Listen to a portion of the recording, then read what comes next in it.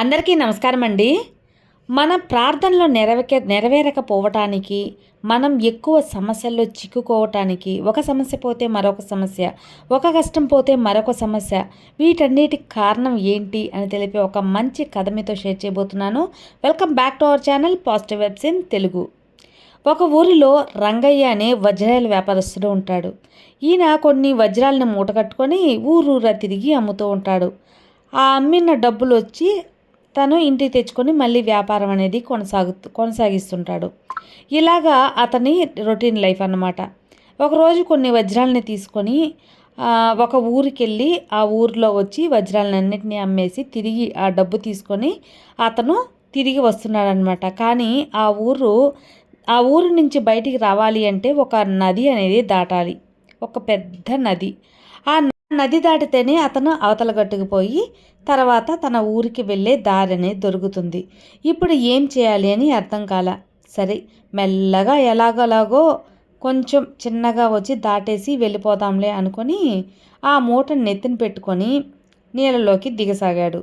దిగిన తర్వాత మెల్లిగా నడుస్తూ ఉన్నాడు. కానీ ఆ నీటి వేగానికి అతను నిలవలేక నడవలేక అతని తల మీద ఉన్న డబ్బుల మూట అనేది కింద పడిపోతుంది. కింద పడిపోయి నీళ్ళల్లో పాక్కుంటూ వెళ్ళిపోతూ ఉంటుంది. ఇతను వెంటనే అరుస్తారు, సహాయం చేయండి, సహాయం చేయండి, నేను కష్టపడి సంపాదించిన డబ్బులు, ఆ డబ్బుల్ని ఎవరైనా రక్షించండి, ఆ డబ్బుల్ని పోకుండా కాపాడండి, నా డబ్బులు నాకు చేర్చండి అని పెద్దగా కేకలు వేస్తాడనమాట. ఆ పక్క ఒడ్డునే ఒక అతను గేలంతో వచ్చి చేపలు పట్టుకుంటూ ఉంటాడు. అతన్ని చూసి అయ్యయ్యో ఇతను డబ్బులు పట్టుకోమని అరుస్తున్నాడు కదా అని చెప్పి పరిగిస్తా వెళ్ళి ఆ డబ్బుల్ని తీసుకొని ఒడ్డుకు అనేది వస్తాడు. అయ్యా, మీ డబ్బులు నేను తీసుకొచ్చేసాను, మీ డబ్బుల మూట నేను కాపాడాను, రండి బయటికి, రండి బయటికి అని ఆ చేపలు పట్టుకుంటున్న అతను వచ్చి గట్టిగా అరుస్తాడనమాట. కానీ అక్కడ ఎవ్వరూ లేరు. చాలాసేపు అరుస్తాడు. అప్పుడు కొద్దిసేపటికి అర్థమవుతుంది, ఓహో, అతను ఆ డబ్బులు కల్లా వ్యక్తి అతను నీళ్ళల్లో కొట్టుకుని వెళ్ళిపోయి ఉంటాడు. డబ్బులు కాపాడండి అనకుండా నన్ను కాపాడండి అని ఉంటే ఈ డబ్బులు వదిలేసి అతన్నే కాపాడుంటాం కదా, ఎందుకు అతను తన ప్రాణాలను వదిలేసి ఈ డబ్బును మాత్రం కాపాడమన్నాడు అని చెప్పి చాలా బాధపడతాడు ఆ చేపలు పడుతున్న వ్యక్తి. ఇంతకీ అతని ప్రాణాలు కాపాడలేకపోయానే అని చెప్పి కొంచెం బాధగానే వెళ్ళిపోతాడనమాట.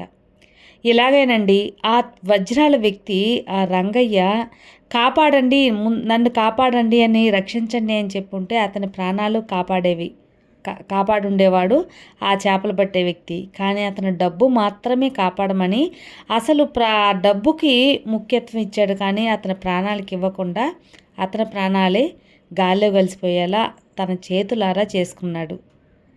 ఇలాగే మనం కూడా భగవంతుని దగ్గర మన ప్రార్థనలు నెరవేరాలి, మన కోరిక తీరాలి అని చెప్పి మాత్రమే కోరుకుంటాం. కానీ అసలు సమస్యను మాత్రం మర్చిపోతూ ఉంటాం. మనం డబ్బులే సమస్య అనుకొని డబ్బులు మాత్రమే, ఆ డబ్బులు ఎలా రావాలి, ఏం కావాలి, ఇలాంటివి మాత్రమే కోరుకుంటూ ఉంటాం తప్పితే దాని వెనుకున్న మన సమస్యలను, చిక్కులను, వాటి నుంచి బయటపడేయమని మనం ప్రార్థనలు అనేవి పెట్టకుండా మర్చిపోతూ ఉంటాం అన్నమాట. ఎంత డబ్బున్నా, ఎంత సంపద ఉన్నా, మన కోరికలు తీరినా కానీ అసలు సమస్య, అసలు చిక్కుల నుంచి బయటపడలేకపోతే మన శాశ్వతంగా ఉండే జీవితంలో మన ఆనందం అనేది పొందలేం. మనం అప్పటికే తాత్కాలికంగా ఆ డబ్బు కోసం మాత్రం పాకులాడి ఆ డబ్బే మనకు ముఖ్యమని ఎక్కువగా వచ్చి ప్రాధాన్యతని ఇస్తూ ఉండి అసలు సమస్యలు, చిక్కుల్ని భగవంతుడి దగ్గర ప్రార్థన రూపంలో పెట్టకుండా పోతూ ఉంటామండి. ఇదే మనం చేస్తున్న అతి పెద్ద తప్పు. కానీ డబ్బు లేకుండా ఉండగలమా? ప్రతిదానికి డబ్బు అవసరమే కదా అని మీరు అనొచ్చు. కరెక్టే, డబ్బు అవసరమే. కానీ డబ్బు కంటే విలువైనది మన ప్రాణాలు, మన జీవితం, మన రిలేషన్స్, ఇవన్నీ కూడా ముఖ్యమే కదా మన జీవితంలో. డబ్బు ఒక్కటే ఉంటే బంధాలు అవన్నీ లేకుండా మనం డబ్బుతోనే సంతోషంగా కూడా ఉండలేం. డబ్బు అవసరం మాత్రమే, కానీ అది శాశ్వతం కాదు.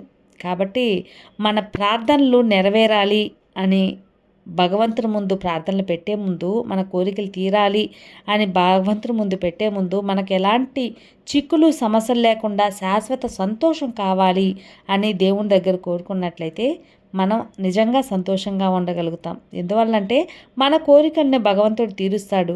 అందులో మన కోరిక మన శాశ్వత సంతోషం కావాలనే కోరుకోవాలి. అది ఫ్రెండ్స్ ఈరోజు వీడియో. ఇది ఒక చిన్న కథ అయినా దీంట్లోనే అర్థం చాలా పెద్దదండి. ఇది కానీ మనం అర్థం చేసుకొని భగవంతుని దగ్గర మనం కోరుకున్న, మన ఆలోచన విధానం మార్చుకున్న మనం సంతోషంగా ఉండగలం. అది ఫ్రెండ్స్ ఈరోజు వీడియో. ఈ వీడియో నచ్చితే లైక్ చేయండి, షేర్ చేయండి, సబ్స్క్రైబ్ చేసుకోండి. మరో మంచి వీడియోతో మళ్ళీ కలుద్దాం. అంతవరకు have a good day friends. Thank you for watching. Bye.